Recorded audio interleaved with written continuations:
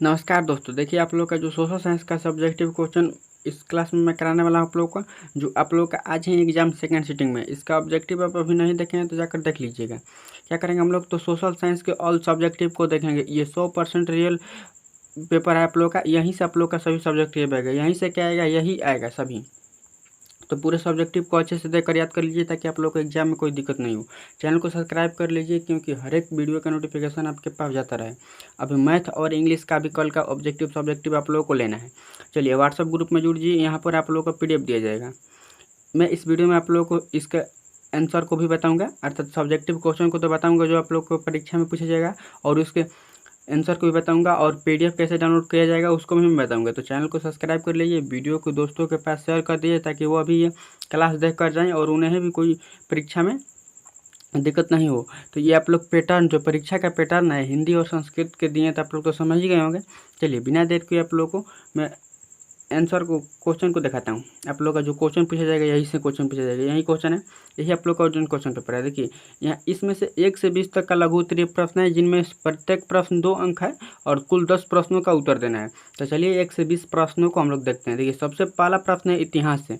देखिए आप लोग को मैं बता दे रहा हूँ कि इतिहास में आप लोग का 4 प्रश्न रहेगा। कितना प्रश्न रहेगा? तो इतिहास में यहाँ पे देखिए यही है कि इतिहास में आप लोग का ये 4 प्रश्न दिया रहेगा, इनमें से किन्हीं 2 प्रश्नों का उत्तर देना है। आप लोग जो आप लोग को 2 प्रश्न आसान लगे उसी को उत्तर देना है। तो पहला प्रश्न, लेनिन द्वारा नई आर्थिक नीति की घोषणा क्यों की गई? दूसरा प्रश्न, मेटरनी की व्यवस्था का मुख्य उद्देश्य क्या था? तीसरा प्रश्न है कि सर्वहारा वर्ग से आप क्या समझते हैं? चौथा प्रश्न है कि रूसी क्रांति के कि नहीं 2 कारणों का वर्णन करें। तो इनमें से कि नहीं 2 क्या आप लोग आंसर दे देना है, मैं आप लोग का आंसर लास्ट में बताऊंगा। चलिए इसके बाद देखते हैं इतिहास के बाद क्या है। इतिहास के बाद है राजनीतिक शास्त्र। राजनीतिक शास्त्र में भी 4 दिया हुआ है, 2 यहाँ पर है। देखिए भारत में धर्मनिरपेक्ष बनाने के लिए कि नहीं 2 प्रावधानों को बताएं, संघीय सरकार की 2 विशेषता के बताएं, और इसके बाद और इसमें 2 है। देखिए यहाँ पर है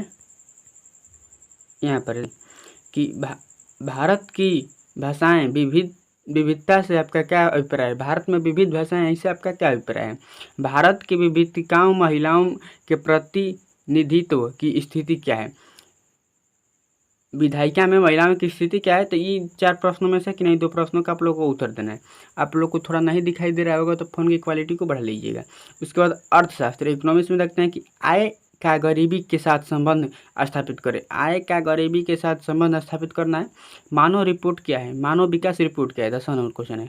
इन चारों में से आप लोग को कुछ एक क्वेश्चन का देना है। अर्थशास्त्र का 2 यहाँ पर है। देखिए 2 यहाँ पर है कि सकल घरेलू उत्पादन को परिभाषित करें तथा मिश्रित अर्थव्यवस्था से आप क्या समझते हैं? ये 11 हो गया, ये 12 नंबर क्वेश्चन आएगा। तो इन चारों में से कि नहीं 2 प्रश्नों का आप लोग का उत्तर देना है। चलिए आगे प्रश्न को देखते हैं।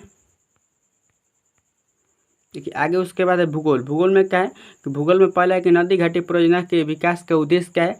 उसके बाद है कि समुच्च कृषि से आप क्या समझते हैं? उसके बाद जैव विविधता क्या है? उसके बाद संसाधन से क्या अभिप्राय है? बहुत ही आसान क्वेश्चन पूछा गया है। तो इन चारों में से कि नहीं 2 प्रश्नों का आप लोग का उत्तर देना है। इसके बाद चलिए हम लोग क्या करते हैं, आपदा प्रबंधन को देख लेते हैं। आपदा प्रबंधन में भी 4 क्वेश्चन दिया हुआ है कि आपदा प्रबंधन की आवश्यकता क्यों है? किसी नदी को बिहार का शोक कहा जाता है तथा क्यों? सूखे के लिए जिम्मेदार कारकों को समझाएं।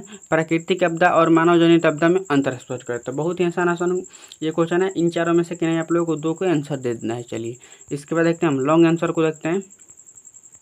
देखिए यहाँ पर समझाया गया है कि लॉन्ग आंसर कितना है, तो 21 से 28 तक के लॉन्ग आंसर है, उनमें से कि नहीं 4 प्रश्नों का आप लोग को उत्तर देना है। चलिए देख लेते हैं सबसे पहले हम लोग इतिहास का। देखिए यहाँ पर है इतिहास का क्या है, 2 प्रश्न है, और इन 2 प्रश्नों में से कि नहीं आप लोग एक प्रश्न का उत्तर देना है। पहला प्रश्न है कि रूसी क्रांति के प्रावधानों का वर्णन करें, प्रभावों का वर्णन करें। उसके बाद 22वां नंबर क्वेश्चन है कि जर्मनी के एकीकरण में बिस्मार्क की भूमिका का वर्णन करें। तो इन दोनों प्रश्नों में से किसी एक प्रश्न को आप लोग को बनाना है।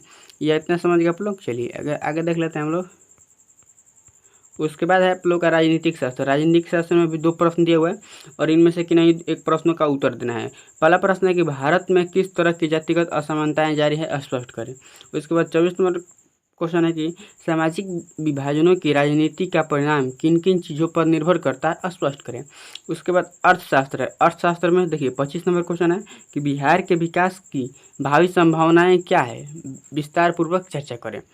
बिहार में का विकास कैसे होगा, विस्तार पूर्वक चर्चा करना है। उसके बाद इसका देख लेते हैं अर्थशास्त्र का एक और छूटा हुआ है, यहाँ पर है कि राष्ट्रीय आय का अर्थ बताइए। इन की गणना की प्रमुख विधियों की भी चर्चा करें। राष्ट्रीय आय कैसे निकाला जाता है और इस गणना कैसे किया जाता है ये बताना है। तो इन अर्थशास्त्र में से दोनों में से किसी एक के आप लोग को उत्तर देना है। उसके बाद देख लेते हैं भूगोल का। देखिए भूगोल यहाँ पर है। देखिए भूगोल का है पालन 27 नंबर क्वेश्चन की सतत विकास की अवधारणा की व्याख्या करें। सतत विकास की अवधारणा की व्याख्या करना है। उसके बाद 28 है कि देश की आर्थिक विकास की संसाधनों के महत्व पर चर्चा करें।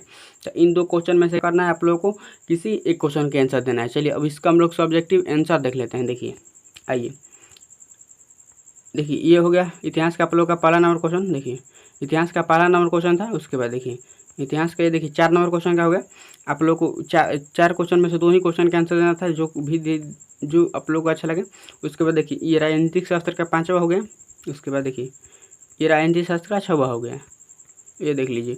उसके बाद ये अर्थशास्त्र का 9वां हो गया और फिर ये अर्थशास्त्र का 10वां हो गया और ये भूगोल का 14वां हो गया। आप लोग वीडियो को पॉज कर देख लीजिएगा। उसके बाद ये भूगोल का 14 हो गया और ये भूगोल का 15 हो गया। देखिए ये 14 और ये 15 हो गया। चलिए आगे देखते हैं। आगे देखिए ये हो गया 15 हो गया भूगोल का। फिर आपदा प्रबंधन का ये 17 हो गया। उसके बाद देखिए ये 18 हो गया। और बाकी पीडीएफ आप लोग सब्जेक्टिव का पीडीएफ लेना चाहते हो तो आप लोग कुछ नहीं करना है, केवल क्या करना है 88 097 90 पर आप लोगों को मैसेज करना है। पूरा क्वेश्चन का भी पीडीएफ मिल जाएगा, क्वेश्चन का भी पीडीएफ मिल जाएगा और आंसर का भी पीडीएफ आप लोगों को मिल जाएगा एक एक करके। तो आप लोग इस नंबर पर मैसेज कर दीजिएगा, जल्दी से आप लोग को मिल जाएगा। और व्हाट्सएप ग्रुप का लिंक नीचे डिस्क्रिप्शन में, वहाँ पर जुड़ जाइए। वहाँ पर सभी क्लासेस के नोटिफिकेशन मिलेगा और पीडीएफ भी दिया जाएगा जो आप लोगों का मेन सिलेबस है। चलिए ये आप लोग समझ गए सभी। यही प्रश्न आप लोग का रहेगा, पूरा प्रश्न को याद कर लीजिए और जाते जाते क्लास को लाइक कर दीजिए, दोस्तों के पास शेयर कर दीजिए कि ताकि वो भी अपना तैयारी बेहतरीन ढंग से कर सकें। चलिए यहीं पर क्लास को ख़त्म करते हैं।